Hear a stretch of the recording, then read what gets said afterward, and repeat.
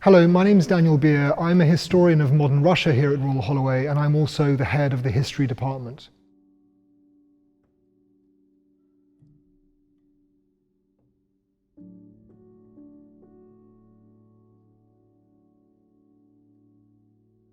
The relationship between Leninism and Stalinism has been, fiercely contested.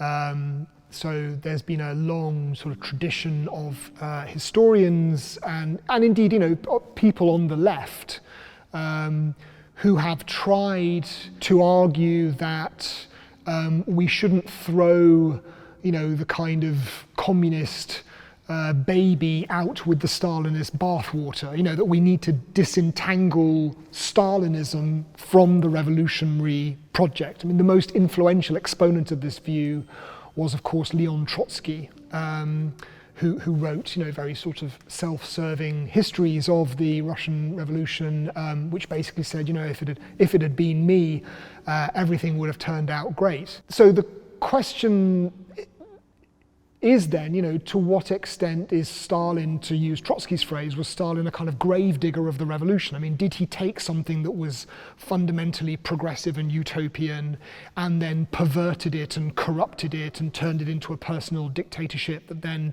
visited all of these appalling crimes on the, on the Soviet people, from man-made famine during the collectivization campaigns to, the persecution of political opponents and the imprisonment of millions and millions of Soviet citizens who were, entirely innocent of any crime. So some historians have argued that the version of Leninism that had developed was one that, in the 1920s was still relatively kind of, it was relatively open. It could have developed in a variety of different directions, but it gets sort of pulled in a particular direction, partly by the way that, circumstances develop on the ground. So the problems of, managing the economy during the new economic policy,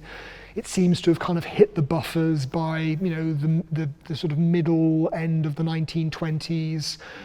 It's not helping to modernize the country rapidly enough, and the Bolsheviks feel, not unreasonably, that they are encircled by hostile capitalist imperialist powers and that war is a matter of when, not if. But I think there are other historians, and I suppose I would subscribe to that view, who say that essentially the bedrock of the Stalinist dictatorship is already in place by the time Lenin is politically, incapacitated. So by 1922, Lenin's already suffered from his, the first of his strokes, and is really kind of, is being rapidly marginalized.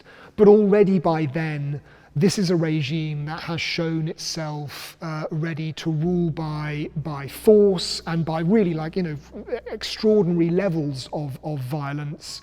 It has shown itself capable of repressing very, very violently any opposition to the dominance of the Bolshevik Party, even from within the revolutionary camp. If we think about the suppression of the Kronstadt rebellion in March 1921, and that the structure of the party is one that has privileged top-down, centralized leadership over any kind of sort of democratic accountability. So that really the kind of the bedrock of the Stalinist state has already been laid under Lenin, and that what we're really talking about are sort of strong lines of kind of continuity. I mean, albeit with kind of radicalization, but strong lines of continuity between the policies of the Civil War and the early 1920s, and then the so-called revolution from above,